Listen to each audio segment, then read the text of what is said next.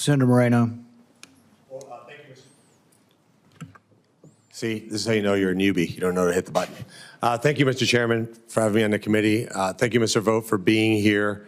I probably can't imagine that, like me, you're thinking to yourself, why am I doing this? I know I think about that every once in a while when I'm here because I never thought I would be doing this. So I got to confess up front that I've been a fan of yours before I even thought about running for public office. And I think your selection to run OMB is an incredible service that you're about to provide to this country. One of the good news that I've heard so far in this hearing is a lot of talk about the United States Constitution. As you know, when we talked, I wasn't born in this country. I came here as a young kid. I had a tough mom who made me study for the citizenship test. She made me read all 88 Federalist Papers as a teenager, and not fun to read today, let alone when you're in your teens. I studied the Constitution up and down, so I have a question for you, because you're more the expert than I am. Where in the United States Constitution does the bureaucracy stand in terms of power versus the president? Senator, it's a great question, and thanks for the kind words. The Constitution envisions that the bureaucracy would work for the President of the United States in Article 2. So now I come from the private sector where I ran companies with thousands of employees. I suspect it should work, but correct me if I'm wrong, where if you're the chief executive, that means that all the people that work for you actually work for you. Is that true in government also? It is not the case currently, but it is something that as a policy objective, I think our founders would have envisioned it that way. So meaning that the president, not Congress, not the judicial branch, has total and complete discretion over who serves at his or her pleasure? Again, those are not the laws that are on the books as of that we know today. The president has many laws that and paradigms that have been put in place to ensure that the American people's will, when they select a president, are not what prevails in the agenda-setting process.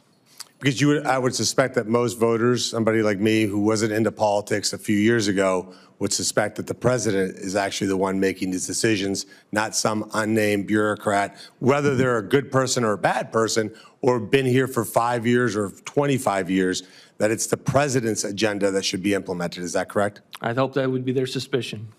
And when you look at the separation of powers, which is a fascinating conversation among the 88 Federalist Papers, they were really concerned about the decentralization of power. There's a lot of conversation about what Congress does, what the president does, and what, of course, the judiciary does. In your point of view, is it the president's ability to unilaterally terminate student debt, for example? No, sir. But it seems like the prior administration did that. It went to the judicial branch. They found it to be unconstitutional, and yet President Biden continued to forgive student debt. What would be your point of view on that? Again, we believe that that was not the right course of action, that the president did not have that authority, and I think an example of the Biden administration's unwillingness to follow the law.